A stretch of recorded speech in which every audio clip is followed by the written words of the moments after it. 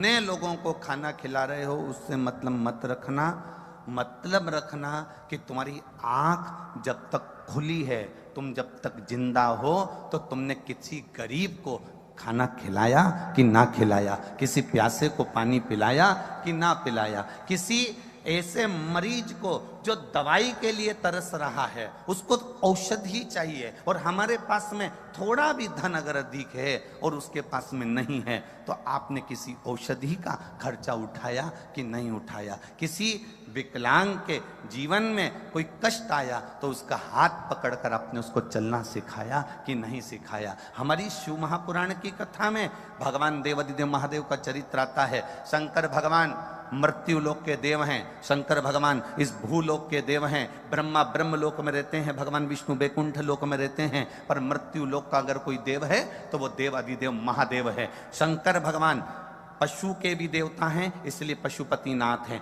पक्षी के भी देवता हैं इसलिए उनका सरम्भेश्वर महादेव नाम है। सरम्भेश्वर महादेव नाम क्यों पड़ा?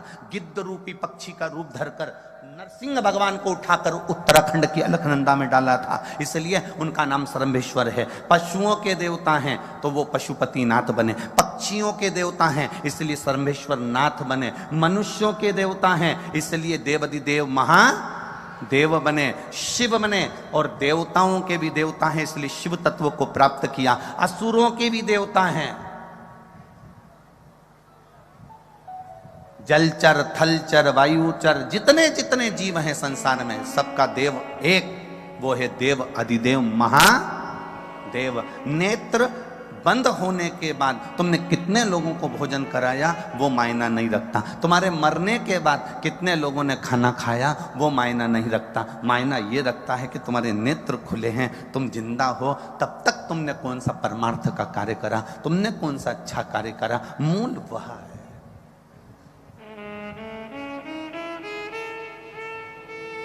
कई कई माताएं बड़ी अकड़ में कह देती हैं वो तो मैं जिंदा हूं ना इसलिए ये घर चल रहा है,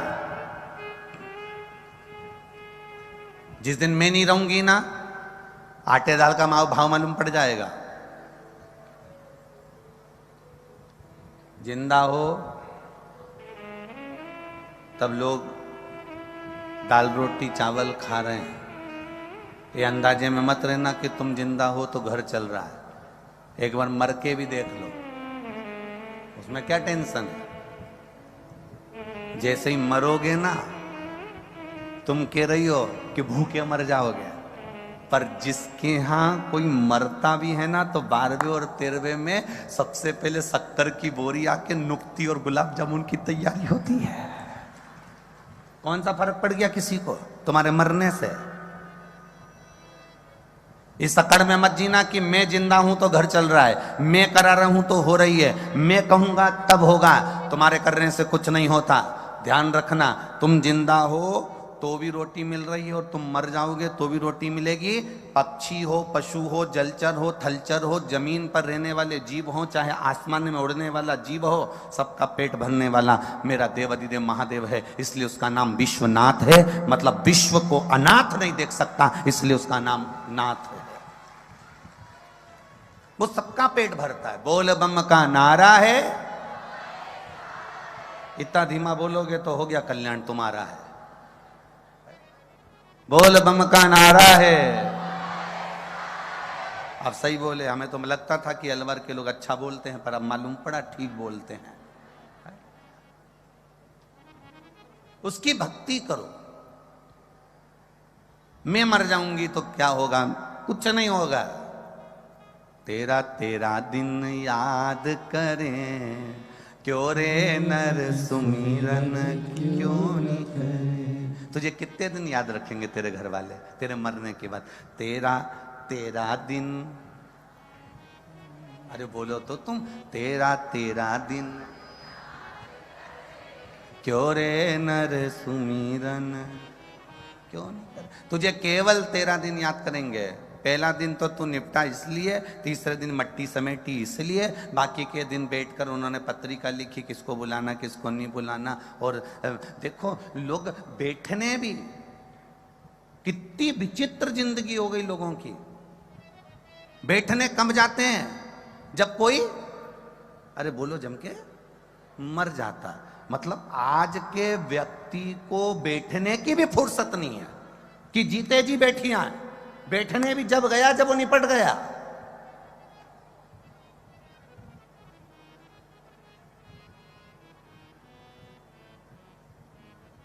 इतनी सी फुर्सत नहीं लोगों को कि वो हॉस्पिटल में बीमार है, तुम्हें मालूम पड़ गया कि उसकी तकलीफ ज्यादा है, तबीयत ज्यादा खराब है, नहीं गए, नहीं गए। और अब वो चले गया, तब लोग बैठने के लिए गए। घर की बहुएं भी आंख में से आंसू ढा रही हैं, रो रो के बोल रही हैं, रात्रि को तो अच्छे ही थे, खूब बढ़िया थे, 3-4 मक्का की रोटी खाई थी, गुड़ और कड़ी भी खूब खाए थे, पर सुबेरे मालूम नहीं पड़ा कब चलेगा। बताओ। अब 2-4 को बताया, ये गई, उसके बाद 2-4 और आ गई, उन्होंने फिर वो बैठने आई, बहुत अच्छे थे, फिर बताना चालू करा, रात को तो अच्छे थे, 2-4 मक्का की रोटी खाई, कड़ी और गुड़ खाया, मर गए, मालूम नहीं पड़ा। फिर वो चली गई, फिर किसी को बताया। पूरे 10 दिन जो आता है उसको एक ही चीज बताई जाती है, इससे अच्छा एक सीडी भरवा लो और एक प्लेयर बाज में रख लो, उसमें तुम बस पल्लू डाल के ऐसी बैठी रहो और बस ऐसी बटन दबा दी और वो प्लेयर बोलता रहेगा कि कैसे मरे। अरे किसी के मरने के बाद बैठने क्यों जाते हैं? गरुड़ पुराण में कहा कि 10 दिन तक जीवात्मा उसकी अटारी पर रहती है। जब हम बैठने जाते हैं 10 दिन उसके घर में भगवान का भजन होना चाहिए, राम नाम, कृष्ण नाम, शिव नाम जपना चाहिए। क्यों? वो जो गया है वो अटारी पर 10 दिन तक, गरुड़ पुराण कहती है, वो जीव रहता है। 10 दिन हम जितना भजन करते हैं उस जीवात्मा को प्राप्त होता है और उसका कल्याण हो जाता है। पर भजन कोई नहीं करता, सब गए, बैठे, उठे, चल दिए, बैठे, माला चढ़ाई, फूल चढ़ाया, चल दिए। पर कोई ऐसा नहीं होगा जो थोड़ी देर बैठकर राम नाम, कृष्ण नाम, शिव नाम भजन करता हो। किसी को फुर्सत नहीं। किसी के उठावने में, उठावना जानते हैं आप लोग? इधर साइड होता है उठावना, वो लोग फोटो पे माला चढ़ा के टेबल पे रख देते हैं और बहुत सारे लोग इकट्ठे होके आते हैं, लेडीज इधर बैठ जाती है, जेंट्स इधर बैठ जाते हैं, सब लोग इकट्ठे होके बैठे, थोड़ी देर बाद चले जाते हैं। 4 बजे का इंतजार करते, 3 बजे का इंतजार करते, बस टाइम देख के आते हैं कि 4 बजने में कितनी देर है, 5 मिनट, तो 5 मिनट पहले पहुंचेंगे, बैठेंगे, चल देंगे ना। किसी के यहां जाओ तो भगवत भजन के लिए जाओ, स्मरण के लिए जाओ, एक लगन लगाकर जाना कि मुझे शिव तत्व की भक्ति प्रदान करना, लेना भी है, देना भी है।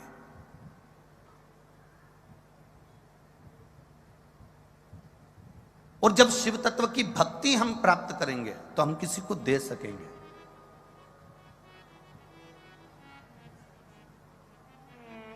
कुछ है आपके पास में तो आप दोगे, कुछ नहीं है आपके पास में तो आप कुछ नहीं दोगे। नंदराय जी के पास में 10 लाख गाय थी, भगवान कृष्ण का जन्मोत्सव मनाया तो गौओं का दान दिया। राजा जनक जी के पास में माणिक रतन थे, बेटी सीता जी का जन्मोत्सव मनाया तो माणिक रतन दिए। दशरथ जी के घर में जो था, राम जी के जन्मोत्सव पर उन्होंने वो लुटाया। हमारा निवेदन केवल आपसे है कि आप अपनी जिंदगी में आपके पास जो हो आप वो लुटाओ ना।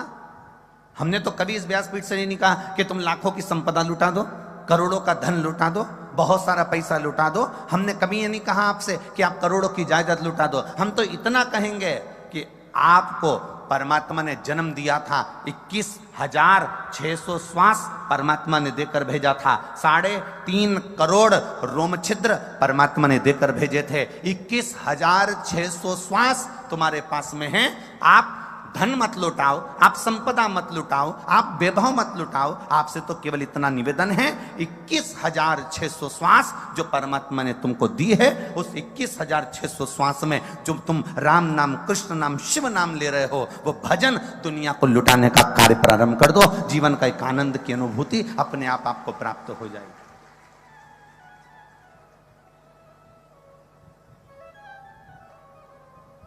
जो बहुत बहुत बड़े करोड़पति हुए, जो बहुत बहुत बड़े संपदापति हुए, उनकी मूर्ति आज तक किसी चौराहे पर नहीं लगी। आपके अलवर में लगी हो तो बात दूसरी है कि कोई करोड़पति मरा था तो उसकी मूर्ति अलवर के इस चौराहे पर लगाई गई। पूरे राजस्थान में घूम लेना, पूरे मध्य प्रदेश में घूम लेना, पूरे उत्तर प्रदेश में घूम लेना, तुम्हारी मर्जी पड़े पूरे भारत में घूम लेना। बहुत बड़े बड़े दानी हुए, करोड़ों के, बहुत बड़े बड़े दानी नहीं, बहुत बड़े धनपति हुए, बहुत बड़े करोड़पति हुए, बहुत बड़े संपदापति हुए, जिन्होंने करोड़ों का वैभव कमाया, करोड़ों का धन कमाया, उनकी मूर्ति आज तक कहीं नहीं लगी।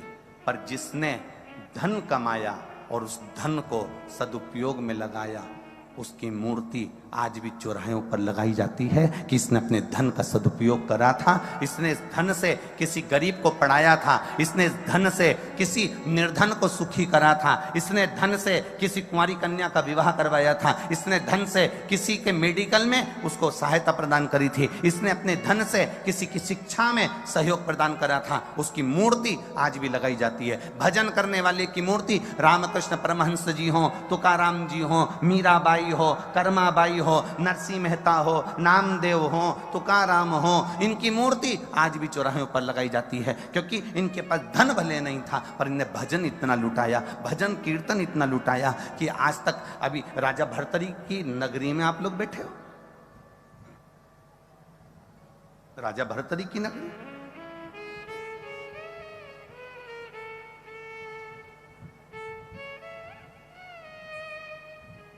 जिनको अपनों ने चोट दे दी और वो संत साधु बनकर, सन्यासी बनकर तप साधना में लीन हो गए।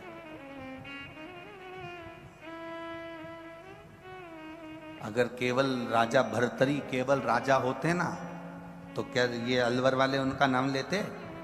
अरे बोलो तो रे जम के, कौन लेता? राजा का नाम कब तक लिया जाता? जब तक वो जिंदा है। राजा गया, दूसरा राजा आया, उसका नाम लेंगे, फिर वो चले जाएगा, उसका नाम लेंगे। राजा भर्तरी का नाम तो लोग राजा अगर रहता तो केवल नाम लेते और भूल जाते, पर राजा भर्तरी का नाम आज तक लिया जाता है। उसका कारण केवल एक है, राजा भर्तरी की तप साधना, भजन कीर्तन, सत्संग, संकीर्तन और असली गुरु की शरणागति और अच्छे कार्य राजा भर्तरी ने करे अपने जीवन में, तो आज तक लोगों ने उसको पूछा है। आप कोई अच्छा काम करके जाइए, मिला है ना मनुष्य का शरीर, बड़ा कीमती शरीर मिला है, डायमंड, कोहिनूर हीरे जैसा, कोहिनूर हीरे जैसा शरीर मिला है आपको, उस शरीर का सदुपयोग कर जाइए।